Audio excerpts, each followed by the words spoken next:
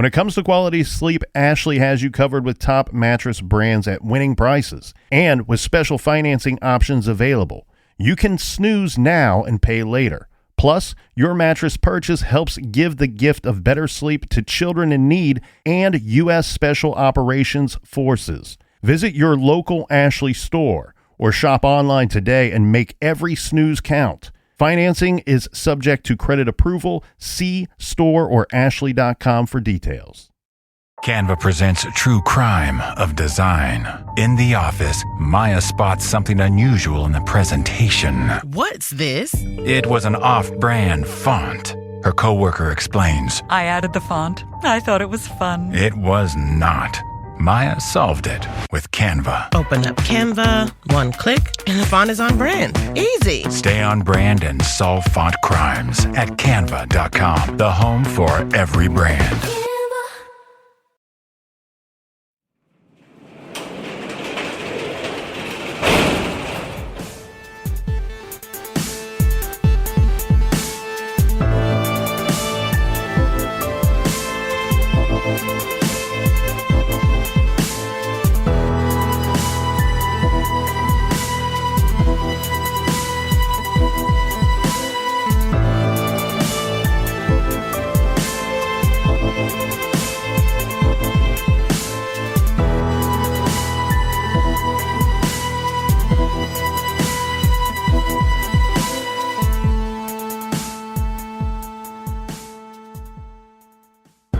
Welcome to True Crime Garage. Wherever you are, whatever you are doing, thanks for listening. I'm your host, Nick, and with me, as always, is a man that has pondered every question, and he has all of the answers. He is the very wise and very suave Captain. I've been called Captain Know-It-All before. Thank you, thank you, thank you. It's good to be seen, and it's good to see you. Thanks for listening, and thanks for telling a friend.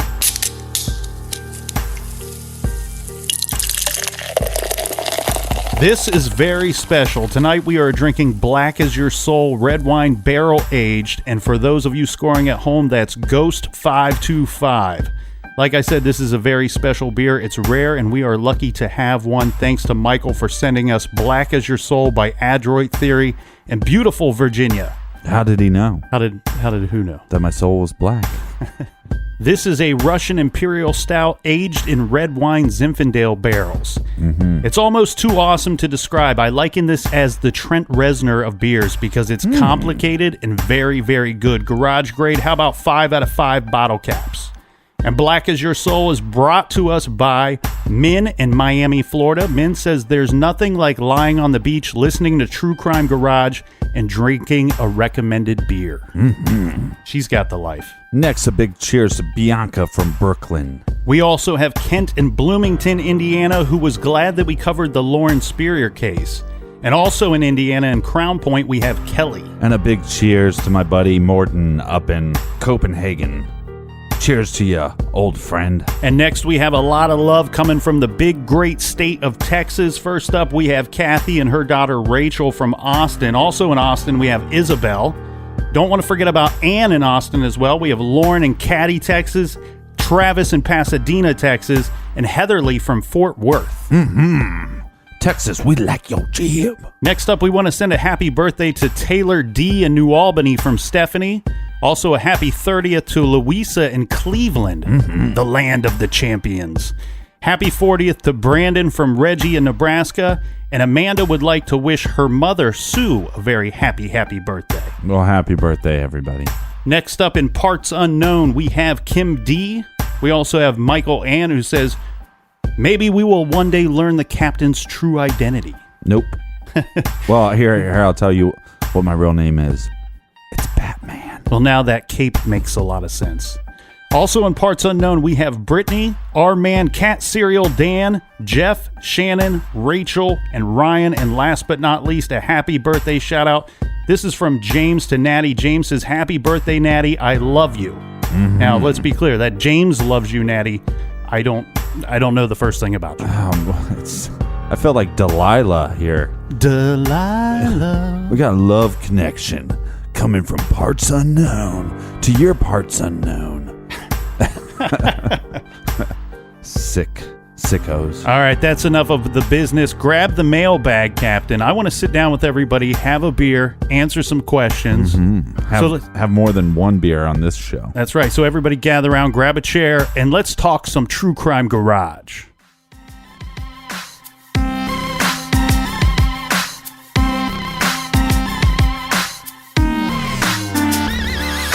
All right, well, you asked for it, so you're going to get it. We've had a lot of people asking for a Q&A session with the old Captain and old Nikolai. So here we are. Done messed up. People. I see everybody's kind of eased into their couches, eased into their spots. They got their drinks. Reach out and grab that mailbag, and let's hit them with letter number 1. Here's a question we get all the time. If you could pick one case that you could solve, which case would that be? Wow. I thought these would be softball questions. That one's a tough one. That's an intriguing question. We have some softball questions. You know, if you were to pick something like the Zodiac cases, you know, you could justify your answer by saying, well, you would be able to solve a lot of murders all at once. Right. But if we're just talking about one specific case, one victim, it would probably go back to me. And I hate to pick something that's already been on top of our list before, but the West Memphis 3 case just haunts me, and it's something that pops in my mind every 30 or 40 days, and it's I hate to sound selfish here, but I almost need that to be solved and resolved for me personally. Plus, I mean, you talk about horrible situation with 3 very young victims. I should have stated that these questions are being asked. It's live, so it's not like we had a bunch of time to ponder these answers as well. Well, and I kind of want to top off my answer there and give a little reasoning by why I chose that case. Well, it's your show. Do what you want. It's that's a case that they're not going to be actively investigating, and therefore, you know, once that Alford plea came into the deal, as far as the state's concerned, that case is off the books. It's technically solved as far as the law goes. They're not going to investigate that case. So that's why I have to pick that one, because a lot of these other cold cases are still being actively investigated. Yeah, that'd definitely be on the top of my list, and I think we talk about that case so much, but there's all the, you know, the Brandon Lawson case, Brian Schaefer case, the Adnan Syed case. Those cases constantly pop, like we talked a couple episodes ago about the red light cases. There's those cases that pop into my brain all the time. John Benet Ramsey, that'd be a great one to fully know the truth. So that, yeah, I know you said pick one. I just picked 5. The next question regards people starting up their own podcast. You know, we get this question in many different forms, so kind of a summation of all of those is, you know, what advice would you give to someone that wants to start up their own podcast and be successful doing it? Well, I think number one thing is find a subject that you can talk for hours and hours and hours and hours and hours and hours about, and you don't really get tired of it. Something that really fascinates you. I think that's the key. I mean, having a passion, and normally if you're passionate about something, people follow. So I would say definitely do that first. The second thing would be to have a hard, you know, toughen up your skin, because there's a lot of haters out there. There's people that they're not even going to listen to your show. They're just going to find a way to hate on you. Also, number 3, invest money into yourself. So if you're going to start a podcast, don't just pull out your iPhone and record on your iPhone. Go on, and we get technical questions all the time. What kind of equipment you use? The best thing you can do is go to like Amazon.com and search for a recording package, something that comes with a condenser mic, something that comes with a program. You know, PreSonus is a good company. They got good preamps. Get a good mic, get a good program, dive into how to record it so you can have at least decent quality for people to listen to your nasally drone. Yeah, and regarding the hate mail, and that's very good thing that you keyed in on there. Thick skin, because you will, for every 10 people that like what you're doing, that won't email you, that won't hit you up with a tweet, you'll get one person that will send you some hate mail And all the time. Yeah, you only hear from the haters, which is really discouraging. And it was for us in the beginning, but you just have to, you kind of have to put your blinders on and keep doing what you like. My recommendation too would be to make sure that you have somebody on your team that is very much like the captain, somebody that's incredibly intelligent, somebody that knows what he's doing. He's a social media ninja, and he's a hell of a producer, and recording engineer. Yeah, I mean, I get a lot of hate mail saying, you need to get off the show. I produced the show. So, no. I'd be talking into a tin can if it wasn't. He'd be talking to an iPhone. Or the wall. All right, so that's kind of the advice. And if anybody has any technical questions they would like to ask me, you can do so on social media and all that stuff. I'm happy to help or point you in the right direction. Okay, Sam asked, what do you have against cows? Oh, well, that's a long list. I wonder if Sam is Sam being funny, or is this because we did a cow tipping post because we were drinking the Spotted Cow beer? I wonder if he is referencing that. But I personally love cows. I would eat a T-bone steak right now. Well, that's nice of you. Okay, speaking of eating, would you rather have dinner with Jeffrey Dahmer or to have a child with Casey Anthony? Well, that's not a fair question at all. Who's that from? Because that person's not Maddie. fair. Maddie, you are an unfair person. Here's the problem with that question, Maddie. A child is a lifelong responsibility. You'd have to be locked into Casey Anthony for the rest of your life. Dinner with Jeffrey Dahmer would certainly be easier. Hopefully he's not doing the cooking, right, Captain? Right. But if let's say I had to choose between dinner with Jeffrey and dinner with Casey, I would still go with dinner with Jeffrey Dahmer. They're both despicable people, in my humble opinion. Well, yeah, but at the end of the day, the meal is going to smell way better than that troll. All right, let's get to another question. Let's see. Did you guys ever do a radio show like on a tape recorder when you were little kids? And do you still got them? That comes from Edith. That's a great question, Edith. Yeah, we as strange as it sounds, we actually are guilty of doing that in elementary school. We must have been very little, and we did it with a friend of ours. And I think if I remember correctly, we basically had a tape recorder, our three idiot voices, and a little acoustic guitar. No, it was electric guitar. Was it electric guitar? Ooh, we were fancy. But we didn't plug it into anything. Oh, okay. And our show was called Butt Radio. B-U-T-T Radio. Yeah, so it was very 7-year-old humor, I think. Yeah, and a lot of what we did too was we would like talk about the pre's, like the stuff in between a song, and then we'd actually record a song. Yeah, onto the tape. So play a little Def Leppard. Yeah, or Duran. But yeah, that's what we did in elementary school. That turned into my best friend growing up, CP1. We did a thing called our first TV show was called The Willies, which I was not a part of. You were not a part of. You and your friend CP1. Right, and then we turned it into the Pubert and Toad show. So my first nickname of any show was Toad, and we had weird outfits we wore. And the Willies was really like kid humor and very like we had to keep it clean because the only people that were watching it were his poor parents. It's like they would have to come home and we'd be like, "Here's the tape. You got to watch this tape," and then they had to sit through the 30-minute tape we made. And then the Pubert and Toad show, we actually would tape record all these, and then when we'd have these parties in high school, would show everybody the tapes. I was hoping to learn something today, and what I just learned is that in the captain's 25-year radio career, he has never used his real name. Well, I started off in TV. Yeah. Pubert. Were you Pubert or I was Toad? Oh, you were Toad. CP1 was Pubert. All right. Another one that we get asked often is, by covering true crime every week, does it affect your views on the justice system? I actually don't think that it has affected my thoughts on my overall opinion of the justice system. It certainly has given me quite a bit more insight into that, but my opinion really hasn't changed. I think for the most part we do a pretty good job it's a tough thing because it's never something that you're going to bat 1,000 at.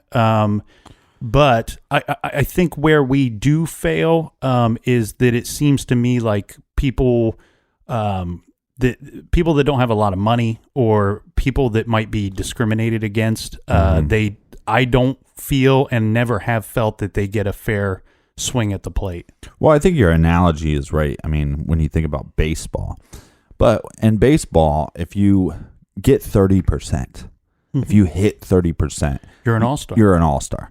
And that's kind of where our justice system is. We're not even batting 30%. I think it's very, very unfair and of people of color, very unfair of people without money.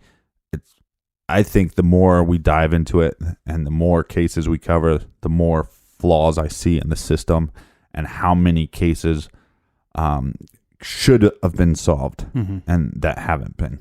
And really, like with anything though, Captain, it all comes down to good people, and if you have any situation, regardless of you're talking about education or criminal justice or anything like that, if you have some bad people, it's that specific area of the system is going to be bad. So we all just need to be good, and we need to get better at what we do. Another question we get all the time. Now this one is phrased differently. Will you ever tour? And if so, please come to the UK. Tour. I understand that like the Murderinos, my favorite murder girls, ladies, I should say. Great show if you haven't checked that out. I know they do a tour. I don't know if we ever will. We like the garage.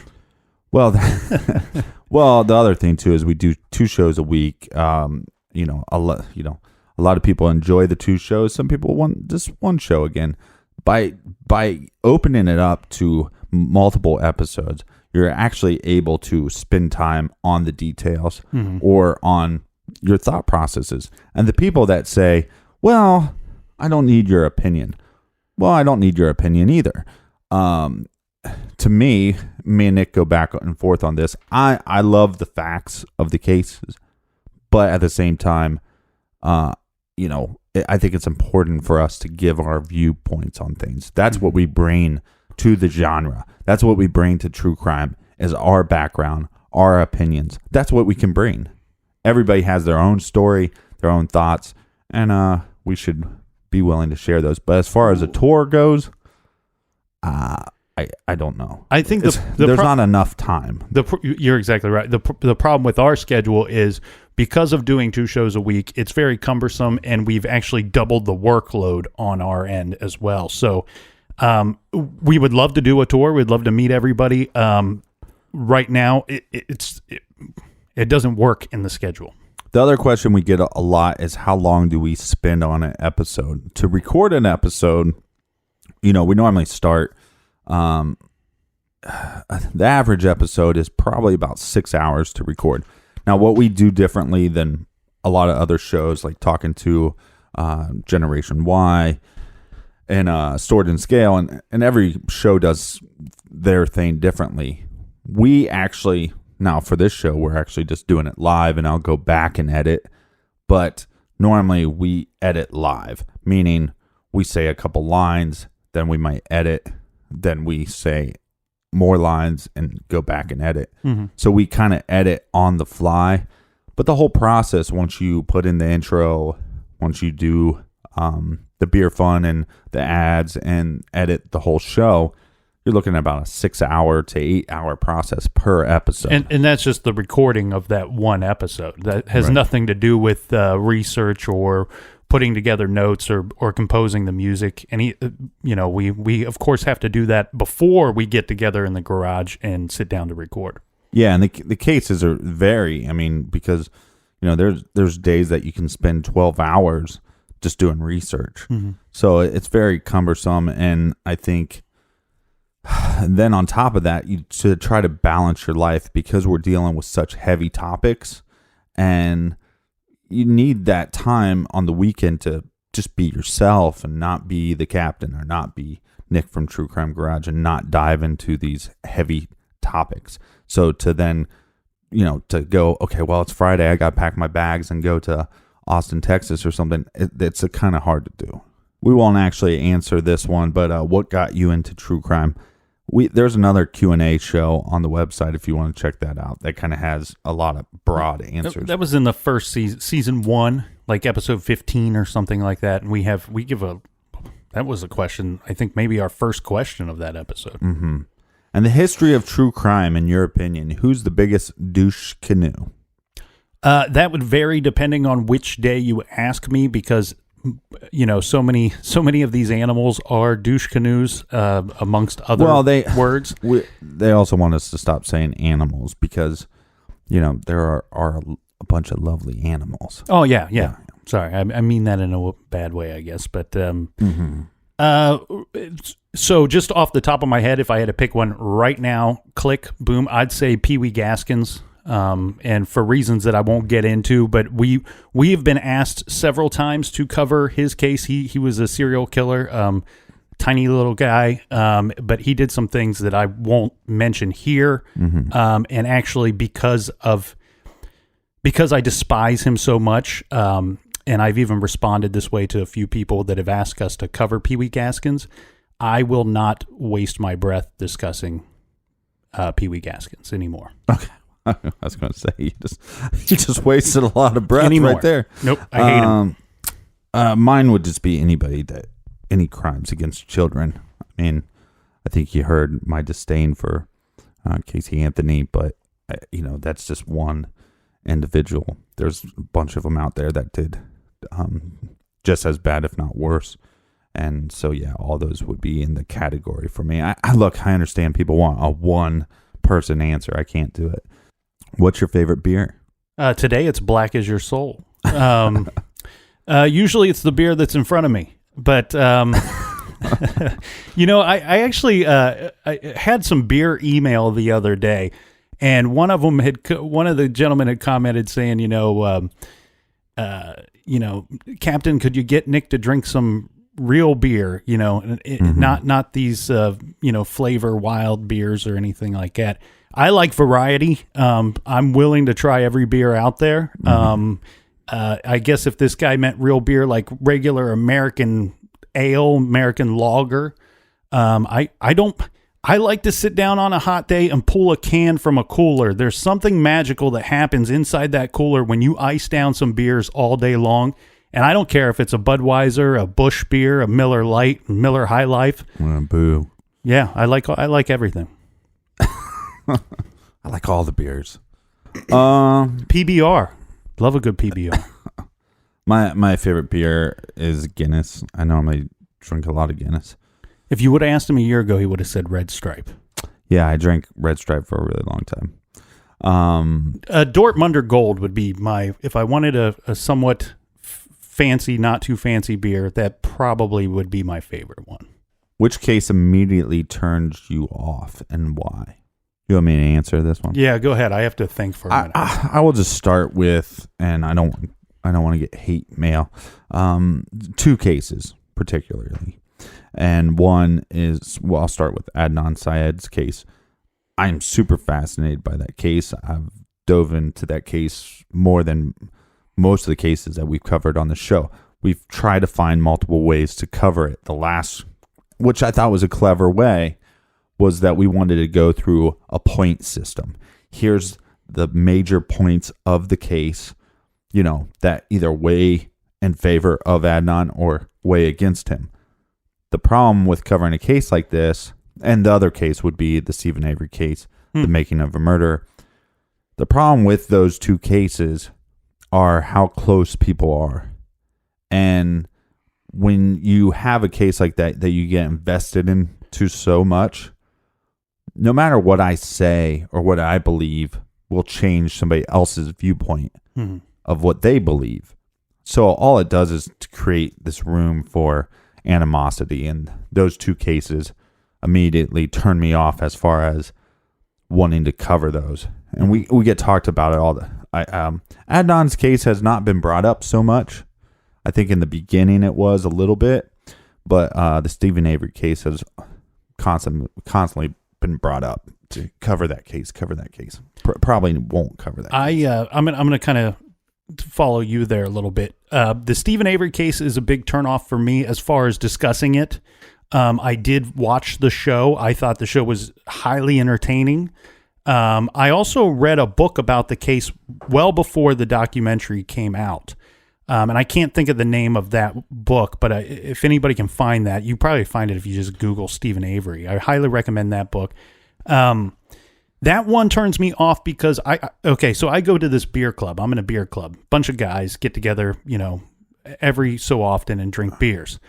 Well, me being the true crime dork out of the batch, when that show was going on, everybody wanted to talk to me at beer club about Stephen Avery and get my opinion on what was going on. The problem was I didn't share the same opinion regarding the outcome or who is guilty or not guilty as they did. And it always turned we go to beer club for fun and it would turn into some kind of debate. So I think that atmosphere is what turned me off from that particular case. Another one that I'll kind of lump a whole bunch of them together. And I do like this show, like the evening time, major network true crime shows. And I know they cover more than that, but like Dateline 2020, 48 Hours, things like that.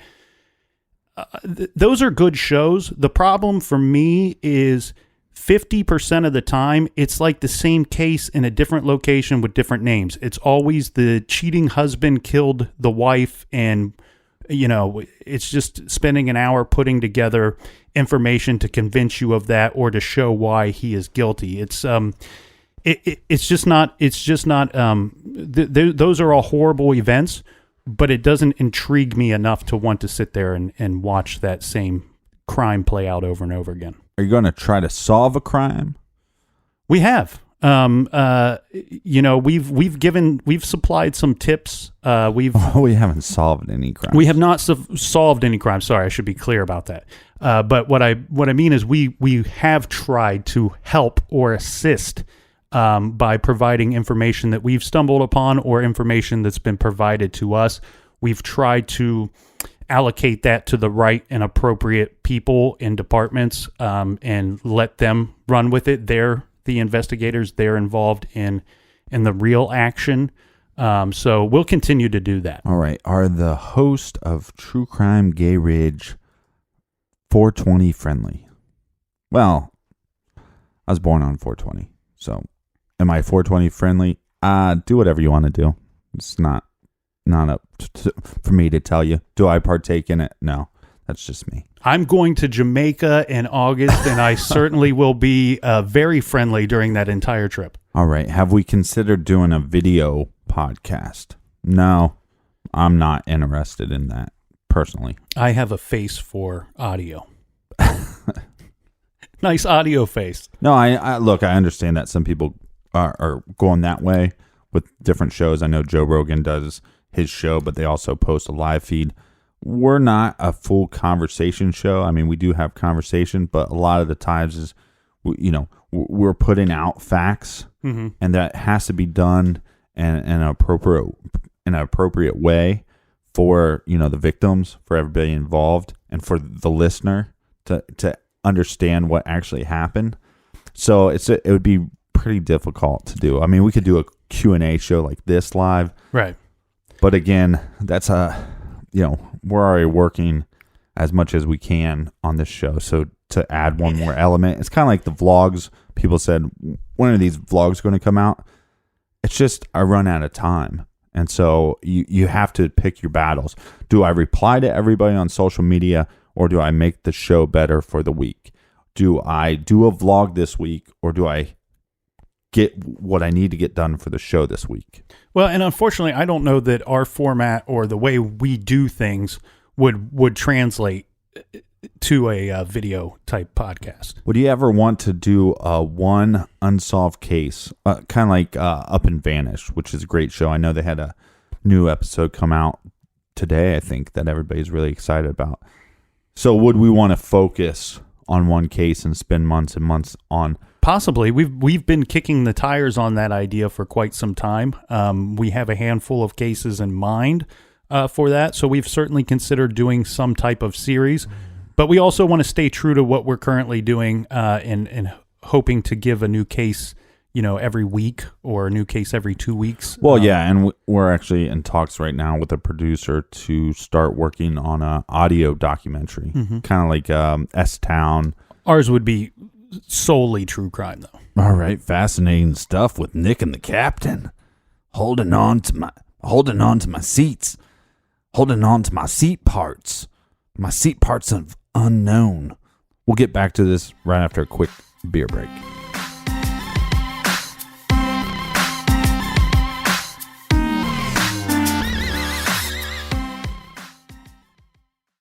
This show is sponsored by BetterHelp. Do you look forward to the holidays? Maybe you struggle with seasonal blues.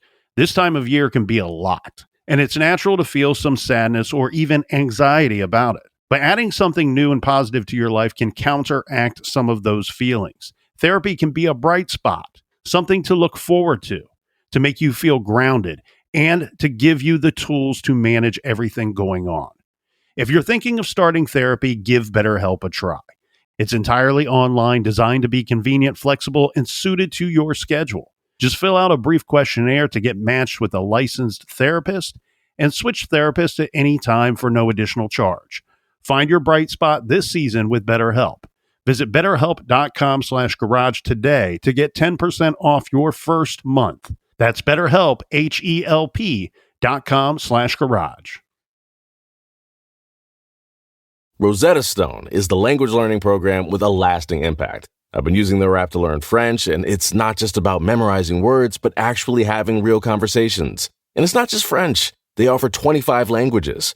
Right now, Rosetta Stone has an awesome holiday deal, 50% off their lifetime membership. Every language, unlimited access forever.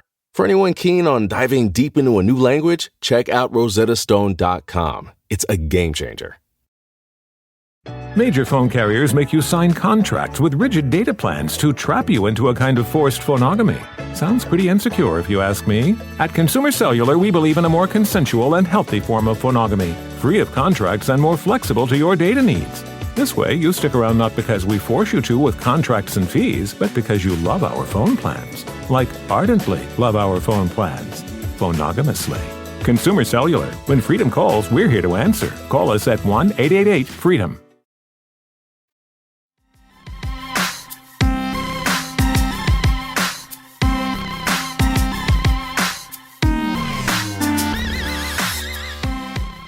All right, we're back. Cheers. All right, a question we get all the time is research. Do we just randomly Google search information, or is there certain places that you start your research process? It's actually different for every case, and I hate to give an answer like that. It varies depending on what is out there. If we're discussing a subject, an author that I like has written a book about, I might read that book. But yeah, some Google searches are involved. Once in a while I'll get on web sleuths. I don't get on there every week regarding our cases, but sometimes I'll get on there because a lot of the web sleuth community, they have just a message board where you can just kind of throw out your theory or question this or that about any particular case. So I like to, it's not so much to find out what people think are interesting on cases, but it's more like finding out what's wrong with the case, what's missing from the investigation. A lot of times you really only need one or two pieces to put the whole puzzle together, and sometimes you need somebody else's input to locate that piece or two. Another question that's been asked a bunch is what case got us into true crime. That's pretty much, again, on the website. It's free, and it's in the store page, but it's technically free. There's another Q&A show that I think we did on season 1.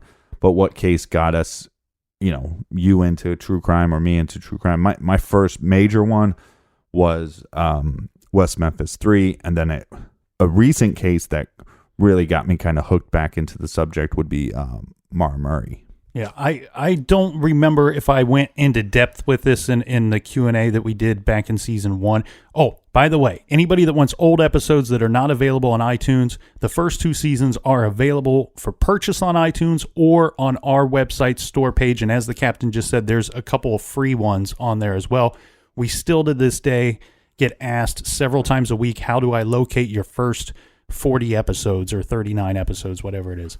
That's where you find them. For me, when I was young, I got 2 books, and one was called The Greatest Unsolved Mysteries, and the other one was called something about solved mysteries or something. Those names are not right, but that's what I remember. This was from when I was like 11 or 12.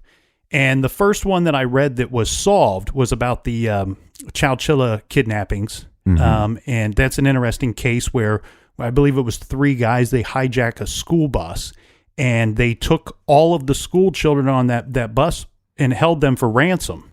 And it's a solved case, and fortunately nobody was harmed. I think a lot of people have a lot of PTSD still to this day regarding that. And then the first unsolved case that I remember reading in the unsolved book was the Lizzie Borden case, back from the late 1800s. She went on trial for killing her father and her stepmother with an axe. This was in Fall River, Massachusetts, I believe. And she was acquitted of that at trial. And to this day, there's many, many people that still believe that she's guilty. There's that old rhyme that goes, Lizzie Borden took an axe and gave her mother 40 whacks. And when she had seen what she had done, she gave her father 41. So that's cute. Those were the first 2 solved case and unsolved case that I remember reading about. Can you guys talk about the moment where one of you said, let's do a podcast, and the other's reaction? I think we talked about this before, but it's kind of funny. We're both laid off. We were laid off at the time when we started this podcast. And we had actually talked about starting up a podcast jokingly over the phone several times. And I think once we were both laid off, we had time to take on a project. I'm not going to lie to you. I don't think we were super serious about it in the beginning. It wasn't until we actually sat down and started recording. We didn't know what we were doing, but we were having fun doing it. And then people started listening. Yeah, but it kind of went like this. Okay, yeah, let's do a podcast. What do you want to talk about? I'm thinking true crime. And I think we should... I still remember him saying this. This is Nick saying this, by the way. He said, I think we should do a true crime podcast, and I think we should do a beer of the week. These all sounded like bad ideas to him back then. It still sound like bad ideas. No, but it was kind of like, I was like, well, I guess if you would break down our conversations that we would have, what, 70% would be true crime or conspiracy. Mm-hmm. So it just kind of, I mean, we don't normally talk about life goals and stuff like that. So we'd always kind of gravitate towards West Memphis 3 or JFK. Or we'd always end up talking about that stuff after a drink or two, and it just seemed right. Yeah, or music. We talked about music a lot. That would probably be the other subject. We like to do this game where we get drunk, where we say like best love song that's not about a girl, or best rock song not about rocking, best rock song about rocking, which is obviously those about to rock. We salute you. All right. Do we ever disagree on cases to cover and not end up covering that case? We might have different answers for this question. My answer would be no. We definitely disagree on what cases to cover from time to time, but I think we respect each other enough that if one of us feels, the thing is, when we cover these cases, it's very important that one or both of us be passionate about the case, because it will show in our research and show in our presentation of the case. Mm-hmm. So my answer is that yes, we disagree on them, but I believe we respect each other enough that it just means that we won't be covering it that week. It goes on a list, and we will get to the captain's case or my case eventually. Right. The majority of the time, I think we both get excited about the same case, because we'll come up with 9 or 10 and kind of talk briefly about each one, and we can tell right away which ones that we're both into. What is one case you'll never cover and why? Well, so I should probably give a different answer than Pee Wee Gaskins since I just said that. I'll just go ahead with my answer, thinking that I'm assuming that we'll never cover Adnan Syed's case. So, one that we've gone back and forth about throughout this entire process is JonBenet Ramsey. We've had many discussions about we should cover it or we shouldn't cover it. We're still kind of, I'll speak for the both of us, we're still kind of on the fence of whether to do it or not. The problem is some of these cases have been covered so many times, and if you look hard enough, some of them have been covered very well. When we cover a case, we generally want to try to add something to the conversation, bring something into the fold, and if we don't think that we can do that, we're not likely to cover the case. That doesn't mean we will never cover JonBenet. It's just one that pops to the top of my mind because the captain and I have had this discussion many times. is there any plans for Nick and Captain bobbleheads or beer koozies? No plans for bobbleheads, and definitely plans for the beer koozies. The problem with merchandise is, again, I know, there's a lot of other shows that have, different merchandise and stuff like that. This is a 2-person operation, and that's pretty much it. We run our own website. We record all the shows. We upload them ourselves. If you bought a T-shirt, one of us put that T-shirt in that bag. So, again, it's one of those things where it just comes down to time, and when we can find more time, we put out that stuff. And with the T-shirts, too, we even go as far to be included on the process of designing what goes on the shirt, what type of shirt it goes on, the color involved, all of that stuff. We try to keep our hands on everything that is True Crime Garage. Another question we get often is our logo the garage? Like, are we sitting in that garage? Right. That's a question we get often. That's a pretty beat up garage in that picture. It would not be comfortable to sit in that garage and record for 6 hours. Well, the first garage we set in the summer, it was just, it was awful. The first garage that we were in for, I think, the first 8 episodes or so. It was just to the point where the amount of sweat coming off of us, we might record for 20 minutes and then we'd have to open up the garage door and take another 20-minute break because we're just sweating. It's pretty gross. Yeah, if you listen to the first 6, 7, 8 episodes, we were actually in a detached garage, a very large one. We recorded all of those episodes in the summertime, so it would get very hot. And on top of that, we would have to stop frequently because you would hear dogs barking outside or somebody honking their horn.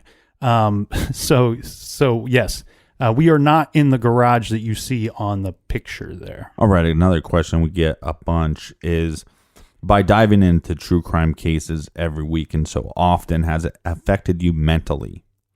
Like with, in the sense of, do you find it depresses you or what you think of people in general? Okay, so before we started doing the podcast, I believe that I have a gut reaction and gut feeling to most of the people that I meet.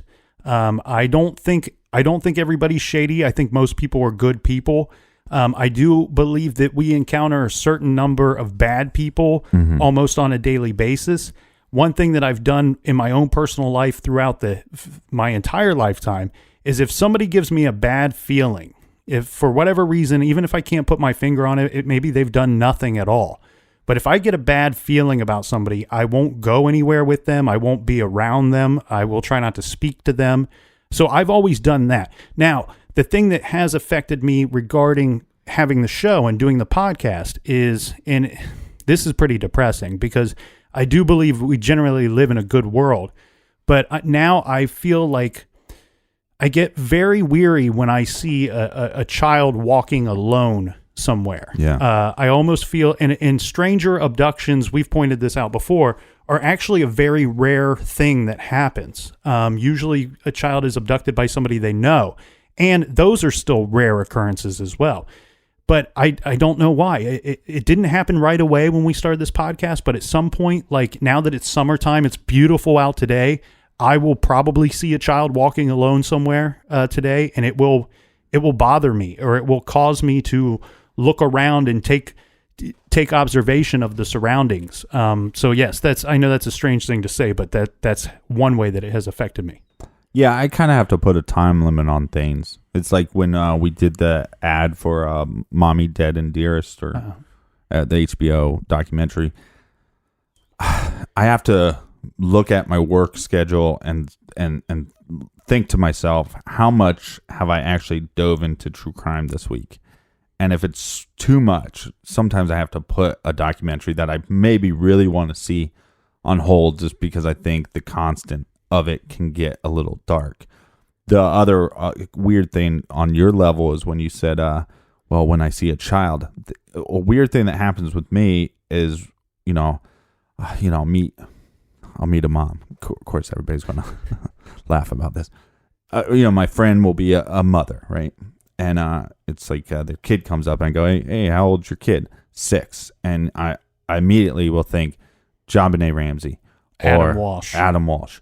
And then somebody will go, oh, my other kid's 8. And I immediately think Stevie Branch. Mm-hmm. And that's odd. Or, we're going to go get Kentucky Fried Chicken.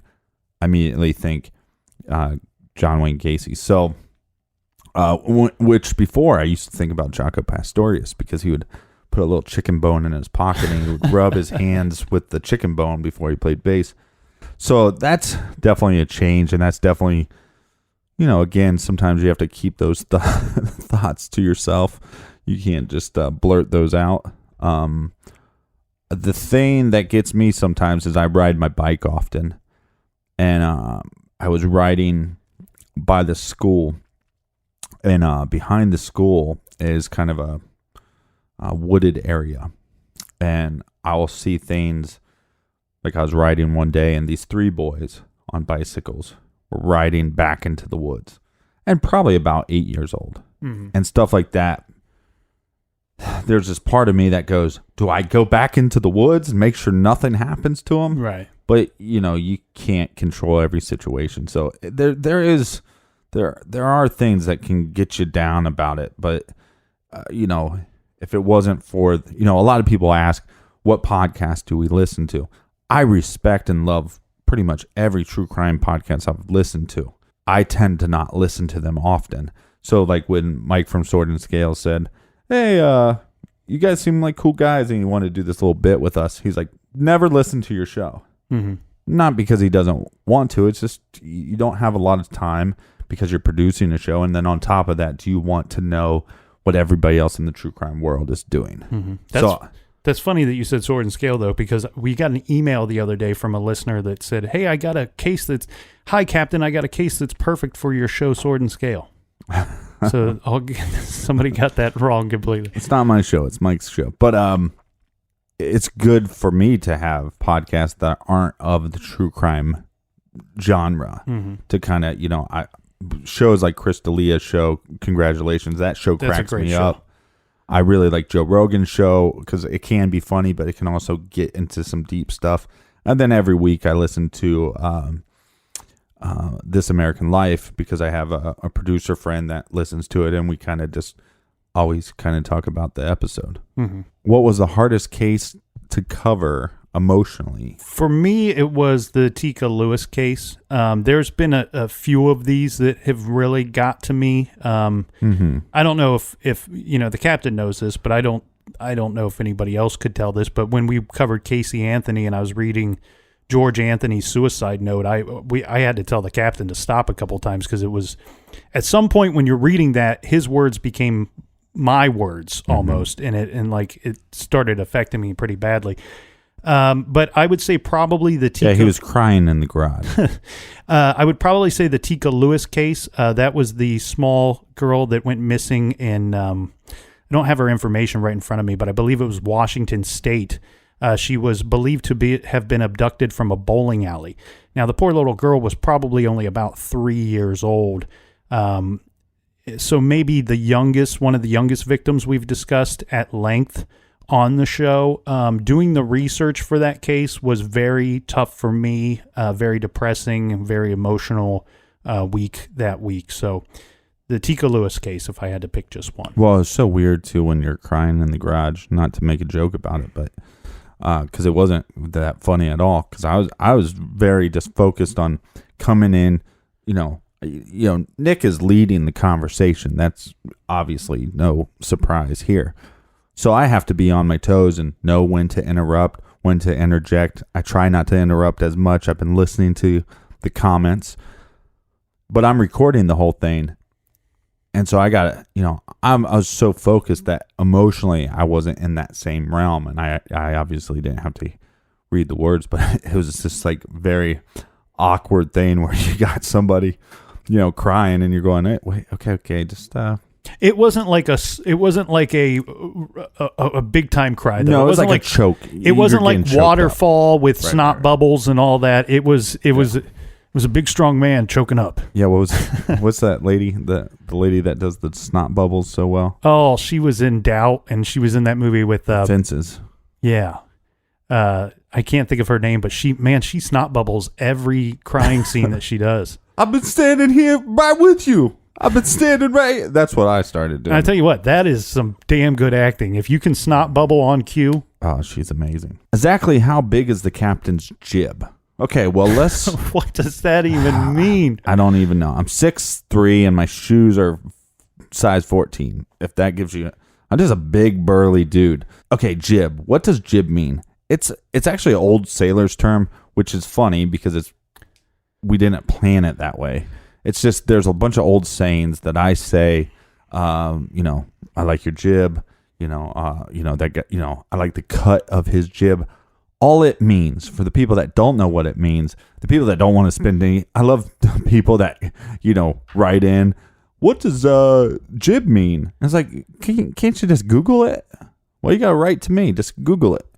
Basically, it means we like your character.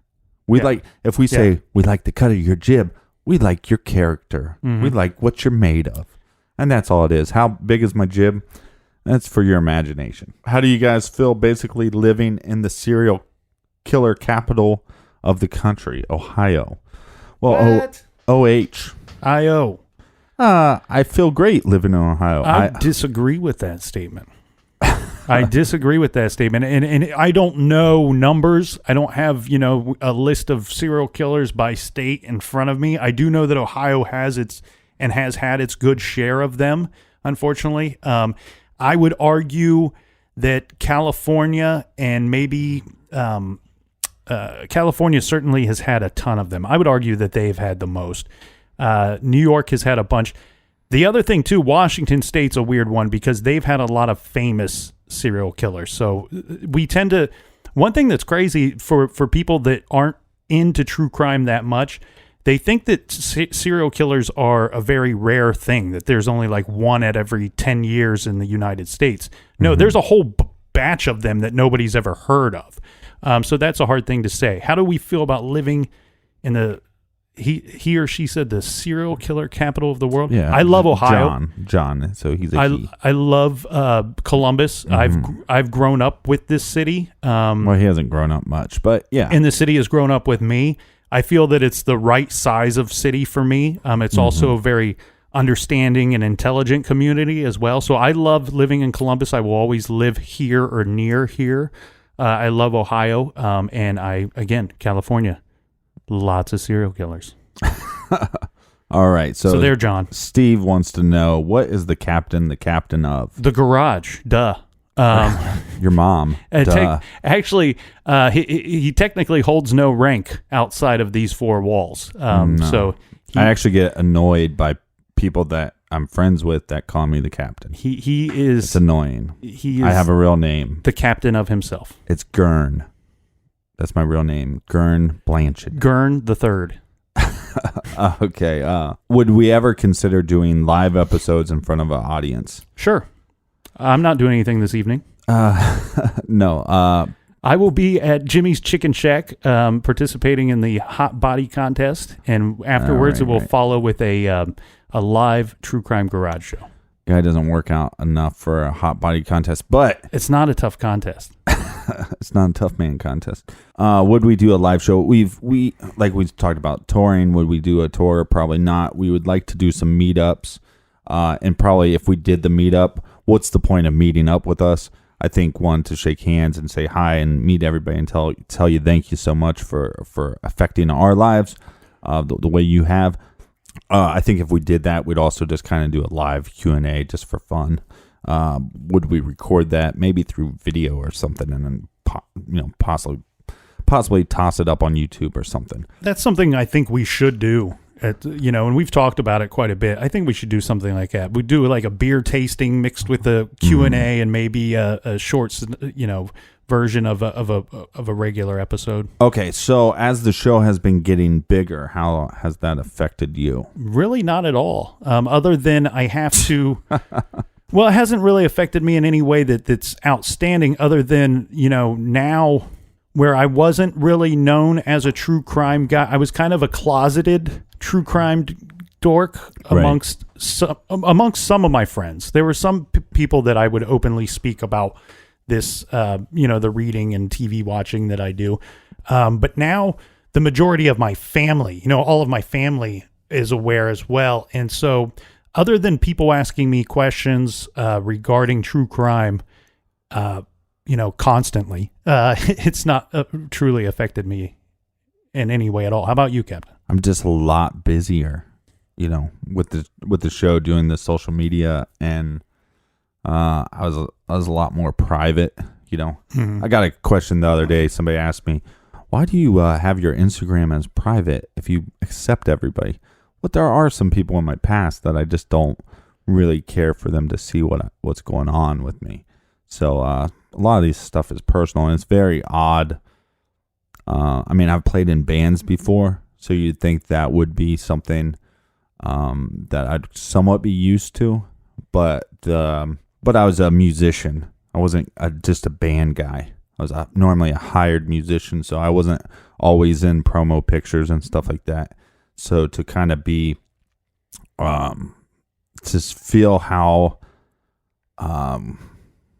unpersonal that can be sometimes, or the comments that you get, it's almost like they're talking about you as if you're not a person, and I think that sometimes gets to me. It is in a weird way a bit of an emotional roller coaster, because when you and I get together and we put out what we feel is a really good episode, I'm on cloud 9 for a while. I'm quite high on it for a while, and then the next morning or that evening, I'll receive some negative email or see something negative on our website, and it just kind of kicks you right in the jib, and you're like, oh, so it's peaks and valleys.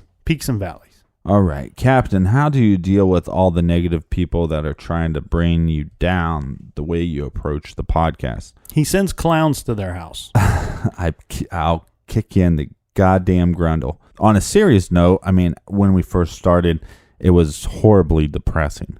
I think we're probably episode 8 or 11. Which one was Adam Walsh? Probably 11. Yeah, so I think it was around there where I just told Nick, I don't want to talk on the show anymore. Just because, here's the facts. All right, just the facts, man, just the facts. Here's for all the just the facts people. I was diagnosed with different things, but what I believe is I suffer from severe depression. So when you read a bunch of crap about how stupid you are or whatever, when you're the one that's essentially putting the whole show together, that stuff can bother you. And then one day it just hit me where it's like, none of this is real. We're tossing this out into this universe that I'm not really a part of. So I kind of put it in those terms. So whether it's negative feedback or positive feedback, I try not to let either one affect me. So it's like, when there's these goofy comments on Instagram that are positive, even though they might treat you like a piece of meat, the good comments and the negative comments, I try not to let affect me. Now, that being said, there are a different type of comment. When somebody says to me, you helped me get through work, you helped me through my commute, to me, that is normally more sincere. That's the stuff, that's the reason why I'll put the time and the effort into it. that's the reason why I listen to podcasts, was to get from work and all that stuff. So those comments affect me in a positive way, where now the haters going to hate, ain'ters going to ain't. But even the, some of the silly comments that are brought, try not to, have one way or the other affect me. And I don't want to give the vibe out that it's all negative feedback. I actually want to thank everybody. I didn't get a chance to do this because I received so many emails from people that were sending links or copies of the Boston Globe magazine. They did really good coverage on the body barrels case that we covered. And it's a recent article. So I've had a ton of people sending that to me, and I just wanted to take this opportunity to thank everybody that sent me that incredible article by the Boston Globe. How many beers do you normally drink during an episode? I would say an accurate statement would be 2. I think it used to be more. But then towards the end, I would notice that I was talking in circles, which I do naturally anyway. Mm-hmm. But so 2 would be an accurate statement. Sometimes I just taste the beers. Again, I don't want to make it like a dark, depressing episode. This is supposed to be a fun episode for us. We kind of needed a break, but we get asked all these questions. We thought, we'd just answer them on the show. Sometimes I just take a couple tastes. Some episodes I'll drink some beers, but again, I deal with depression. So I have to watch how much I drink on a weekly. People will send me a Snapchat. Hey, what are you drinking tonight? Well, maybe not anything. But that's just something for my own personal mental health and physical health. You know what? The other thing that's fun about this show too, Captain, is that we kind of have different things that we do for the show. We have different departments. And, so the captain, if you send something regarding social media, he's going to be the one to respond. Mm-hmm. And if you send something regarding email, or typically with the website itself, with the blog that's going on there, typically it's me that you will get the response from. So rarely do we have a situation where we are able to both give an answer regarding one question. So that's really, I think, for me, the big reason why we wanted to do this today. Yeah, and if you're not following Nick on Untapped, you should do so. Why is Nick on Untapped and I'm not? Nick doesn't do any social media. Well, Nick likes to frequent bars, and he drinks a lot more beers than I do. Mm-hmm. So that's why and you need to follow him, because it's pretty interesting. Have you ever had any nightmares about the cases you covered? Yes. Yes, I have, but I can't specifically hone into a specific case. Mm-hmm. I told you about the time where this is kind of a funny story for me. One time I fell asleep listening to a podcast, not our show. Mm-hmm. It was a true crime podcast. I believe it might have been True Murder. Mm-hmm. Big shout out to Dan Zupansky, my buddy. Dan Zupansky, the godfather of true crime. And I think I was listening to his show, and he was talking about a guy that had abducted some teenage girls. And this was technically, a couple of these cases were technically solved. Mm-hmm. So he was able to give an account of what actually took place. So I woke up in the morning, and I grabbed the first piece of paper I could find and a pen, and I started jotting things down because I believed that I had some kind of dream, that some kind of psychic dream where I knew what happened to these poor teenagers. Mm-hmm. And then I quickly noticed that my bed phones were connected to my phone, and they were lying on the bed next to me.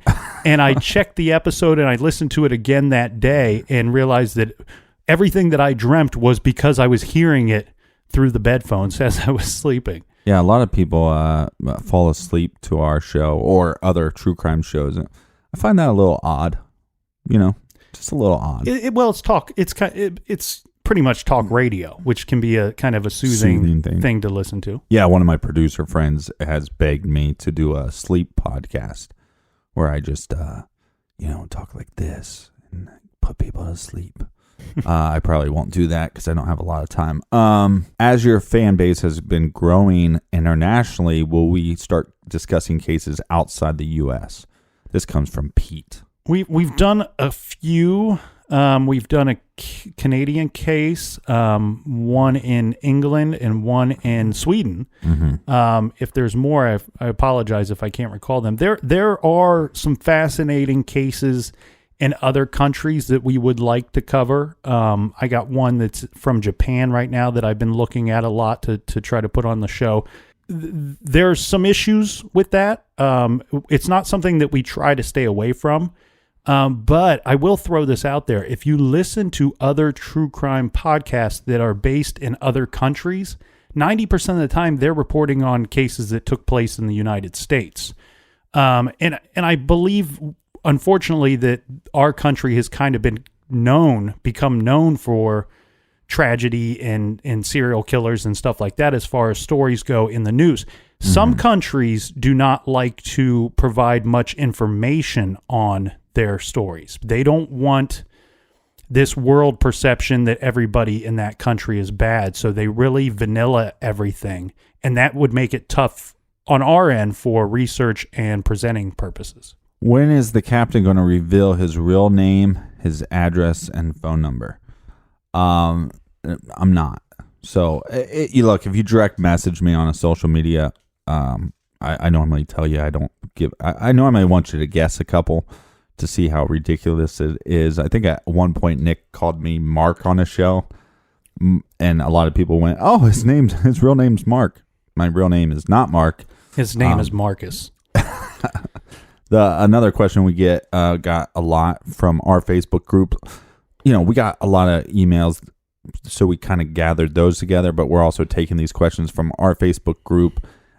So if you're not following us on our Facebook, you should do so.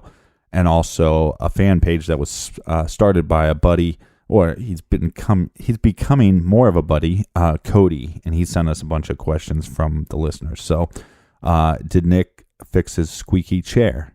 I have not fixed the squeaky chair. Right, and it's driving me nuts. 3 weeks. 3 weeks, just fix the chair. You guys cover a lot of missing person cases. Is there one that resonates with you more than others? Well, of course, I think the answer will be Brian Schaefer, because he was roughly our age. He was in our community. Also, the Joey LaBute case, again, roughly the same age. We knew people that knew them. We hung out at places that they hung out. So, especially with me playing across in the courtyard from Ugly Tuna for years, and going in and out of the same parking garage that Brian Schaefer went in and out of, that case will always resonate with me a bunch.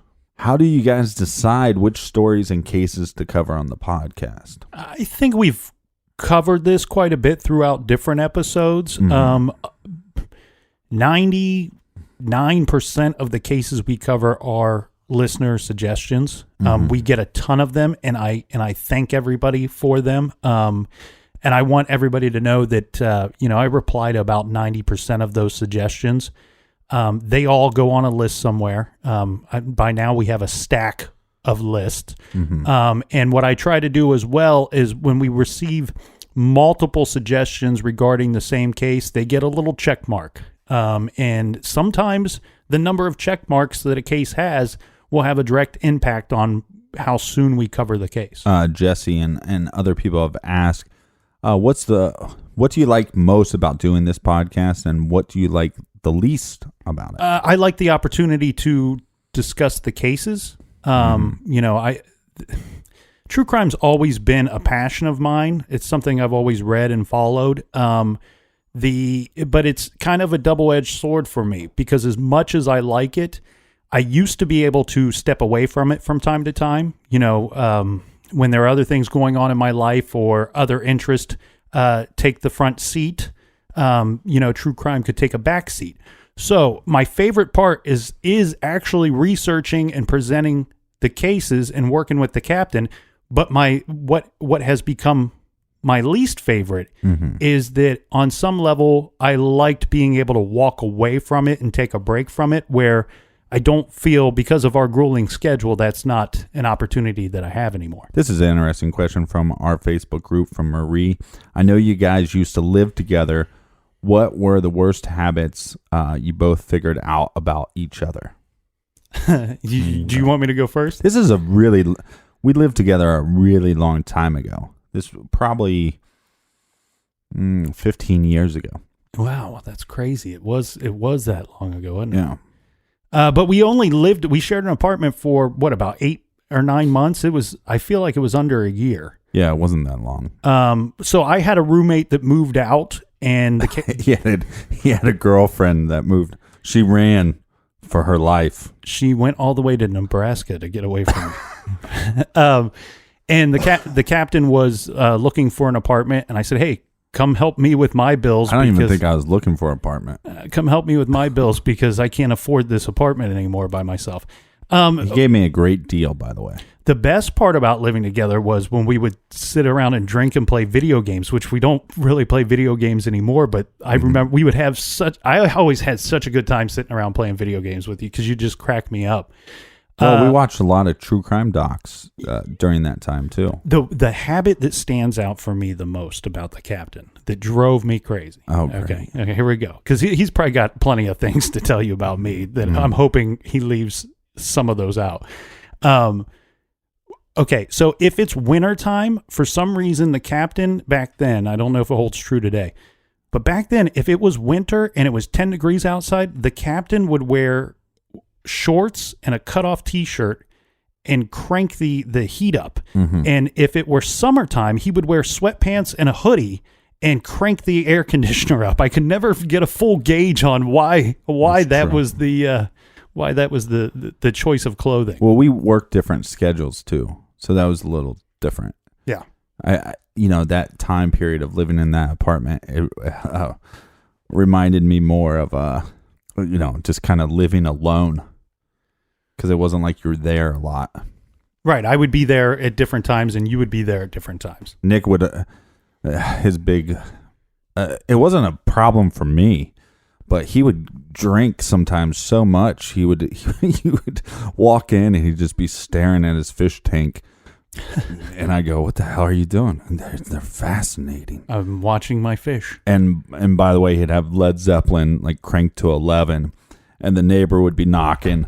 Yeah, we would get. I instructed the neighbors to don't bother walking all the way to the door. Just knock on the wall, and I'll turn down the blaring music that I should have never had at that level anyway. And I'd always use a Mitch Hedberg line. I'd go up to the guy would be knocking, and I'd go up to the wall and go, "Hey man, you're going to have to go around. There's no door on my side." But yeah, so I mean, but it was good. He was a pretty good roommate. Emmanuel asks, have you ever gave a beer 3 bottle caps? If you look on my Untapped, you will see some beers that I've rated as low as maybe a 2 or 1.5. Unfortunately, for the fans of sours out there, I know sours are kind of a popular trend right now. I do not like sour beers. Rarely I will get one or have one that somebody will suggest or hand me, and I will enjoy it. But no, I don't typically like sour beers. If I want something that has that kind of flavor, I would rather just have a glass of wine. Well, and I think the other thing too is like, why would we have a crappy beer on the show that we didn't like? Yeah, that's kind of a rule. Like I won't put anything on the show that would be lower than like a 3.5 because it's supposed to be a beer recommendation. It's not just, not just something to fill time. We could pick a beer at random and it be a beer that sucks. But we're not going to do that. We're going to go the extra mile and make sure that we're putting out a beer that we're like, here, this is something you should experience. Jason asks, when is the TV show coming? Tomorrow. It will be on tomorrow, and it will be every Saturday immediately after the children cartoons on Saturday mornings. Well, we've talked to NBC a little bit, and we want to do a show called The Butler, but that's not, it's not going to be about true crime. It's a show about nothing. Well, it's a show about crime because the guy does crime. He does a crime, and then he's sentenced to be the butler. These are all joking answers. We don't hold any power over how that works out.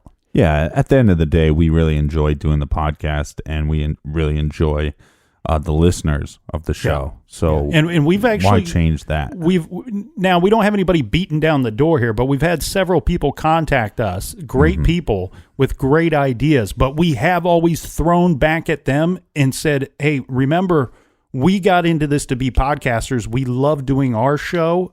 If we were to take on another project, it cannot affect or downgrade this show in any way. Yeah, and the next big project for us is, like we talked about a little bit earlier, is we're really putting some time and effort into an audio doc because we just think that would be interesting to do, and just something different for us to kind of really understand how like something like Serial was done. Kathy asks, boxers or briefs? Boxers. Okay. Once in a while, maybe a boxer brief. Yeah. I'm a boxer brief man myself. No boxers for me. We answered this on the other podcast, the other question and answer podcast. Like I said, that's free on the store page at truecrimegarage.com. But do you listen to other true crime podcasts? And if so, what are your favorites? Yes. So just honing in on true crime podcast, my favorites would be, maybe not in any particular order, but ones that I regularly listen to. I do miss episodes because we spend so much time on this project. But I love True Murder. That's no secret. I like Rippercast a lot. That's a great show. Sword and Scale's good. Generation Y is good. The Nighttime podcast is a favorite of mine, but they don't, not all of those do they always cover straight up true crime. Yeah, Jordan is great. If you haven't listened to the Nighttime podcast, he always comes up with interesting topics, even if it's not true crime. I'm not going to go into a bunch of details. Check that out. Tell him the captain sent you. Eric asks, how many moms does the captain actually know? 37. In which ways do you think you have grown personally since you've started the podcast? I've put on 7 pounds. Maybe they want a real answer. Regarding just the podcast itself, I think I've gotten a little better about researching throughout. We wanted to see at the start of the year, can we do 2 shows? And the reason why was the more and more we got into it. Look, I understand some people just want the facts, That's not interesting to me.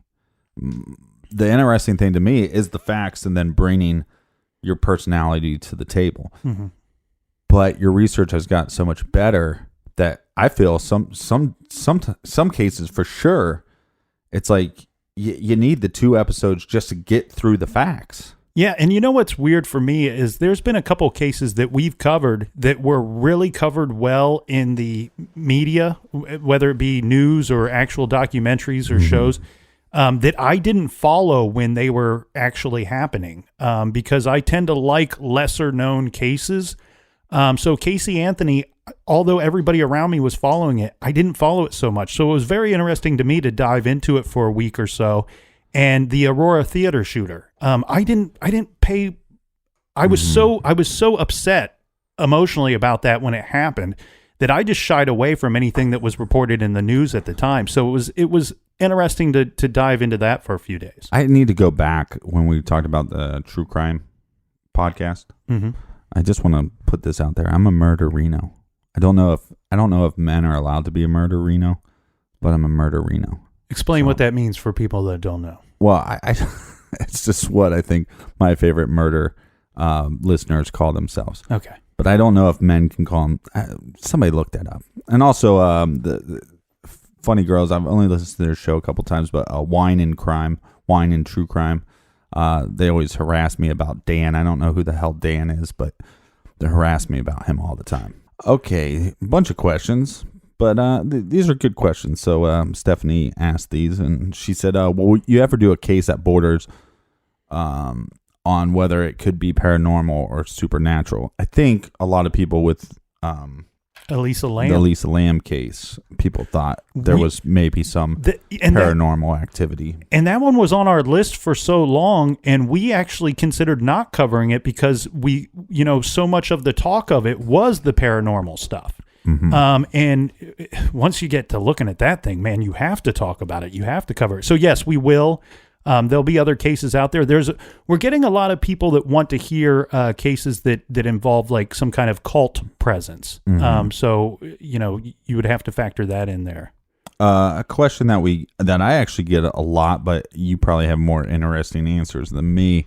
What are your favorite bands? I would have more interesting answers than you. When you ask what's your favorite unsolved case, what's your favorite band, what's your favorite cheeseburger, those questions, those answers would, I think, with all of us would vary by the day, by our mood, where we're currently located. If you were going to throw me on an island and say you can only throw a few albums in your box, who would it be? I have a hard time living without Guns N' Roses. I love Guns N' Roses. I love the Stones. I love a much lesser known band than a band called Watershed that's local to Ohio. They're kind of a mid to late 90s Midwestern rock kind of feel. I own, nobody out there will know who they are, but I own like 5 of their albums. Yeah, Guns N' Roses, Stones. I tend towards more of the older stuff, Zeppelin, Pink Floyd. And a big shout out to all the Chris Cornell fans and the Soundgarden Temple of the Dog fans. That really hurt me. I thought for many years he was one of the best rock and roll singers, heavy rock singers out there. And also a guy, I think, when you're in like middle school and high school, you kind of have these celebrities that kind of help dictate your style. And I think Chris Cornell was definitely one of those guys for you. I listened to that Super Unknown album probably 1,000 times. I listened to it the other day when I got the news, and man, we really lost somebody special last week, and it makes me sad. Kickstand off of that album is one of my favorite Soundgarden songs. Yeah, I said your answers would be more interesting because what I've learned through my diving into music, when you start studying it, then you start becoming fascinated by a lot of different spectrums. And so the stuff that I listen to that I like, some of that stuff is purely for the studying of the music itself, the complexity of it. So where some of the stuff would be like, you like that? Why the hell do you like that? 3 spectrums for me. People like Snarky Puppy, people like Jaco Pastorius, people like the Bad Plus. Those would be on, the intellectual studying of music side. Then there's people like, John Mayer and Bob Dylan and Amos Lee and the singer-songwriter side where it's going to be more lyrical. And then I have just a obsession with the sweet tooth of just pure pop ballads. I just love them. Michael Bolton, Celine Dion, Whitney Houston. Yeah, I just love that I stuff. think you're kind of getting into another question that we have on there that is, what on your playlist would surprise people? What on your music playlist would surprise people? Celine Dion. I think people would be really surprised how much I listen to Celine Dion. For me, if I'm out partying with friends and it becomes my turn for my phone to be the one presenting the music, I always get a little look when because I have a lot of Lady Gaga on my devices. I love Lady Gaga. I'm not gonna lie, that surprises everybody. I like her, and I like Sia quite a bit as well. Yeah, I like Sia a lot too. We just lost a bunch of listeners because the captain listens to Selena Dijon. What do you like most about the listeners, and what do you like least about the listeners?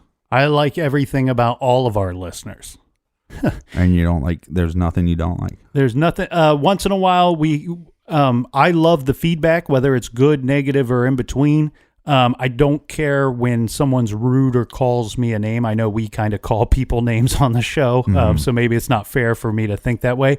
But here's what I firmly believe.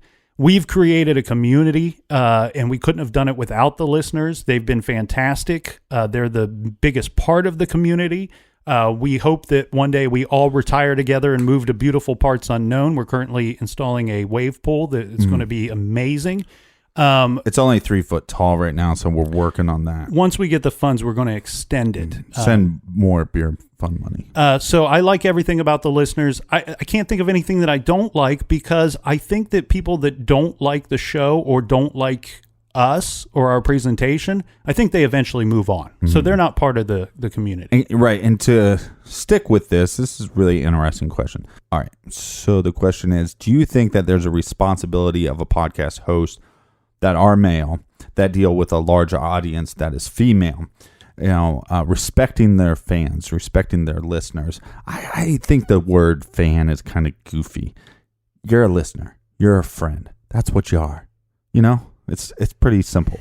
But respecting their listeners by not asking for nudes and being sensitive to cases of rape and domestic violence. Well, here's my thoughts. Okay, I love the question. Who do we have a name? Stephanie, I think. Yep. Stephanie, great question. But I'll answer it by saying this. I think anybody putting out something for the general public to chomp on, regardless of male or female or transgender or whatever the situation, I think we all have a responsibility to be sympathetic to victims and be open-minded about who we are speaking to and how we are presenting information. But as far as like the nude stuff, I know that Nick, I've heard some rumors about other podcasts. I don't request them. I just send them. Right. Nick likes to send. No, that's a joke. But you know what's so funny is that's a good question from Stephanie, because what do we keep hearing in the news right now that a lot of these older men that are of some form of power on TV and different shows, that we're starting to find out about things that they're being accused of, which may or may not be true. Here's the deal, man. People in every walk of life, some of them cross the line from time to time. Do I feel a responsibility regarding that? Personally, no, because I don't think that's a line that the captain or I would ever cross. Well, let's put it this way. I have received a bunch of, I think, inappropriate pictures. No, I don't even know if inappropriate is the right word, but when somebody sends you a Snapchat and there's 4 pictures of food, right? This is what I had for breakfast. This is what I had for lunch. And then all of a sudden it's them in the shower. Here's a picture of me wearing nothing but bacon. Right. My reply was just, it's a little odd. Why? Because I don't know you. And I think... I see you paid your water bill this month. Right. But I think that stuff should be saved for people that you have intimate relationships with, or you're trying to learn about that person. That stuff is not for some guy that you listen to once a week talk about murders. That's just where I stand on it. Do you guys hang out outside of doing the podcast? On occasion, not as much as we used to, because we do spend so much time together with this project. I think part of it is we need our space away from one another as a way of having space away from the show and from true crime in general. It's exciting to hang out with the captain on most levels. The problem is we're both so eyeballs deep in this project that a lot of times now when we do hang out, it feels a lot like work because we talk a lot of shop. Yeah, and we annoy each other like so much more than we used to. So there's a lot of times where it's just like, I sent him a text yesterday and then he's sending me shitty texts back, 2 minutes later. And it's like you have to remind him, I didn't mean it shitty. But it's just any time like when you go on vacation with a best friend, and by the end of it, you're like, God, I'm sick of this This dude. guy ain't my best friend anymore. Right. Summer Jerry. All right, next question. This one is for the captain. Captain, you obviously produce the show and record the show. Have you produced for any bands or recorded any bands? Well, and this kind of goes with another question because somebody asked, what's our regular jobs? Do you want to start with your regular job? I'm involved in property management, and I have been for many, many years. It's something I enjoy doing. So that's kind of my regular job. He somewhat enjoys doing. Yeah. Depends on the day. Yeah. Well, with any job. With all your right. And mine is pretty simple. I used to play a bunch of cover band gigs. I have stopped doing that because of this show. The show has afforded me to be able to not play in the cover bands anymore, which has been great. But cheers to the guys that I used to play with. Great guys. But now all this stuff is just studio stuff. So if you haven't checked out, I have a singer-songwriter record that I just did called St. Patrick, and the album is called Tin Man. You can find that on iTunes.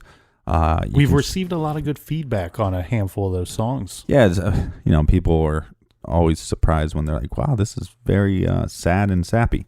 Well, that's what you get. That's what you get. I didn't find it all that sad and sappy, but one thing I do miss, Captain, is that I used to go and see his bands, and I say bands plural because he'd do different projects throughout the years, but sometimes he'd be playing in multiple bands at once. So I always enjoyed going. He would play sometimes 2-3 times a week. Now I would try to go once a month was usually what I like to do, once a month or so. Mm-hmm. It was always a good time. I do miss that, Captain. Well, he always ran up my bar tab as much as I could. But no, so what I do for a living now is if more people would buy that record, I could just do that for a living. But I work for a producer in Australia, and we do songs for films or commercials. And I do editing work that way. So audio engineering is basically the simple answer. So when people go, your show sounds pretty good, I'm like, well, it should, because that's what I do.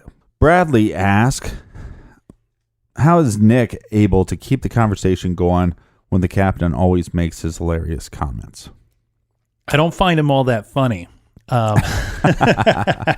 Ooh, jab. No, I find the captain very funny, but I'm the true crime dork. I'm already like merged into the story and how we want to deliver it. So I just try to keep on pace. It's all about keeping on pace. Okay, a couple more thoughts on the upcoming Browns season. Will they break 500? This is from Brian. Oh, Brian, I love you. I love the snowball question. Here we go, Brian. Bad news, we will not be 500 or better than 500, but good news. I got good news. We're moving in the right direction. I really believe that picking up McCourty will shore up the defensive backfield quite a bit, which is going to be important because our defensive front is going to be incredibly disruptive to any offense that we play this year. I looked at the schedule. I'm thinking 7 games is kind of the over and under. For those of you that don't know football real well, you play in a division with 3 other teams, 4 teams in a division, and you'll play each of those 3 teams twice, once home and once away. I think we'll split the division. I think we'll win 3 games in the division, and there's 4 games in the regular season that look to be winnable games, so I think 7. But Brian, I got good news to you, buddy. Cheers, long distance cheers to you, because I think 2018 we will crack the 500 mark. A question that's asked often is, why is the captain always mean to Nick? I'll let you take that one. I don't know why you're mean to me. I get really frustrated, and Nick will attest to this. I'm setting up the show and putting all the pieces in place. And, if he messes up on a word, then I have to go back, and then I'm editing. I just get frustrated, and I'm really bad at... He'll get mad about people mowing their grass, or we had a nest of birds in the garage, in the garage, in the gutter of the garage. And I can hear it, and it drives me insane. And I think he thought I was doing something that was messing with his audio. Well, and the other thing, too, is what's that thing where you hate listening to somebody eat? That's something I don't know anything about. You've told me about it. There's some people I don't like to watch eat. Right. But, well, it's like I can hear every nuance of Nick's breathing and stuff. So sometimes that just drives me insane. But sometimes I try to turn that off. The best shows are when I can just hit record and kind of turn everything off, and turn off the producer side and turn off the audio dork side. and just be a part of the conversation.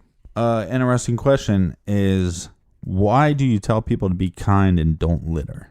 Is that like an inside joke, question mark? No. I think everybody should be kind to one another, and I don't think anybody should throw their trash on the ground. I'm not like some big environmentalist, if that's what anybody's wondering, but a few years ago I did have a problem because one thing that drives me nuts is when I see somebody roll down their window and throw a pop can out or a bag of fast food. Mm-hmm. Here's a news flash for everybody. Every destination you end up will have a trash can at the other end. If you're going to a public place, if you're going to a restaurant, if you're going to a gas station, you're going to your own home, there will be a trash can there. If you're so lazy that you can't throw away your own trash, and furthermore, so selfish that you think that everybody else should just walk amongst your trash because you're a lazy lowlife, then no, it bothers me. And like I said, a few years ago, I had to stop myself a couple of times because I started following cars. If I saw somebody throw something out, I'd follow them for a little bit, like I was going to do something at the end of that ride. No, I just think we're fortunate enough to live in a beautiful planet and in a beautiful surrounding. If you have any future at all, you would want to keep it beautiful for yourself and the rest of us. Bonnie asks, have I ever tried cheese on an apple pie yet? Have I done that? No, I'm not a psychopath. I've tried it once. Not since the show. You're a psychopath. I tried it once. Not going to do it. Well, maybe I'll do it one day. We'll do a meetup. Somebody brings some apple pie with some cheese on it, and I'll eat it. Here's why I tried it. There's a part in Pulp Fiction where I believe it's Bruce Willis's girlfriend, and she's been waiting for him all day long at the hotel. Uh-huh. And all she wants to do is go to the diner and get a nice meal and get a piece of pie with cheese on top. And so I thought, wow, I've never heard of that before. This is crazy talk. Right, so psychopath. I was hanging out with my grandmother recently after seeing that movie and thinking about the cheese on the pie. Mm-hmm. And because I was wondering if it was like an old school thing that I just didn't know about. She said she had many times in her life had cheese on pie. Well, she's a raging psychopath. And thanks for talking poorly about my grandmother. Fine. That's whatever. Rude. Yeah, so I tried it. Didn't love it. All right, we'll do. Let's do 2 more questions and get out of here because I gotta do some work. John asks, "Have you ever?" And we get asked this all the time. When are you going to start a Patreon site? I don't think we're going to. We're not going to. We know that other shows do it. They do a release if you release early. Here's the fact of the matter. And then the people that say, don't do ads, go back to not doing ads. The ads is what affords the show. We couldn't do 2 shows a week without ads. Right. Because we have to spend a lot of time and energy on it, and it's a way to supplement it. It's also a way that you don't have to supplement it. We're not asking for your dollar. We're getting dollars from the ads, and then that way we can put out free shows.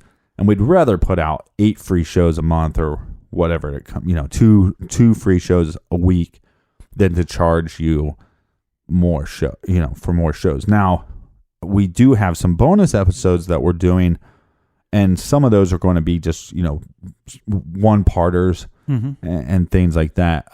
Well, and we've been lucky, though, too, because with our show, we had this dumb idea about beer money, buy us around for next week's show, and everybody has been overly generous with that. We do get a good response from that. And so we're currently way behind. Yeah, we can only do so many shout outs a show, and I apologize that we haven't got to you yet, but we do them on a first come, first serve basis. And so we will get to everybody eventually. We understand why other shows do the Patreon. I think it's a great thing, and it works for their platform and their show. Our show, like I said, we got the beer fund built in there, so it's not really necessary. Right. Like we said, we're way behind on it. So sometimes people message us and go, hey, I donated last week and I haven't heard my name yet. You're not going to hear your name for a couple weeks. We're behind. And we apologize. But it's out of our control. But we're also not going to spend, 10 minutes of the show thanking people. No, Like, but we could do like once every 3 months. We could do a drunken Nick shout out show where it's just me butchering everybody's names and locations and right. Nobody wants to listen to that. Okay, so the last question we'll do for this Q&A session is: has anybody... Brittany in Phoenix wants to hear that episode. No, she doesn't. Have you been recognized in person since birth? Have you been recognized from the show? No, I don't think that I have. I've had people look at you funny. Nick Nick told me this story one time where he's like, I had a True Crime Garage shirt on, and these people were kind of looking at me funny. Yeah, I did have that happen. But I've had other people, tell me later that somebody came up to them and said, "Hey, was that the captain, or was that Nick from True Crime Garage?" So no, I've not experienced it firsthand. I had a listener message me. I was at a local pub that I like to go to, Hop Yard 62, I think it's called. I just call it Hop Yard. You just called it something, but it's Hop Yard. Yeah, and I like to get their flights. The only annoying thing about those guys is you just say, "Just give me a flight." Well, what do you want? Just whatever. Well, what do you like? Just pick. That's why I'm here. It's for you to pick. In their defense, they're not used to that I know. type of ordering. So we're outside and we're, drinking my flight, and I guess somebody heard my voice and was like, "Oh my God, that has to be the captain." And then they never came up and said hello. They messaged you later that they had seen you somewhere? Yeah, well, I think the girl's husband said, "Hey, me and my wife were here, and we thought it was you. We couldn't tell. We tried to listen." And I said, "You should have came and said hi. I would have bought beers for everybody." I had a lot of flights that night. I got a little out of control. That's what I like to call around the world. Right. Well, that's what I like to call emptying out my savings account. No, but just be nice and respectful, and just know. I'll kick the shit out of a clown's junk. Don't think I won't kick you if you get out of line. That's all I'm saying. But if you recognize us, which you probably won't unless you're in Columbus, come say hi. Have a beer. All right, that's enough of the questions. That's enough of the business. That's enough of the questions. Thanks Aurelia at our Facebook page for the help. Thanks for Cody on the fan page. If you haven't checked that out on Facebook, it's actually really cool. It's not so much like, "Oh, let's talk about how awesome Nick and the captain are." It's more, it's a kind of a group discussion about the cases. Mm-hmm. So if you listen to the episode and you have some thoughts and opinions, that's kind of what they do there. And it's pretty cool. And it's run by a good guy named Cody. As always, follow us on social media at True Crime Garage, Snapchat, Facebook, Twitter, Untapped, all that stuff at True Crime Garage. And thank you to everybody for joining us in the garage this week. And thank you especially to those of you that submitted questions for the Q&A show. Mm-hmm. We can't wait to see you back here in the garage next week. Until then, you better be good, you better be kind, and please don't litter.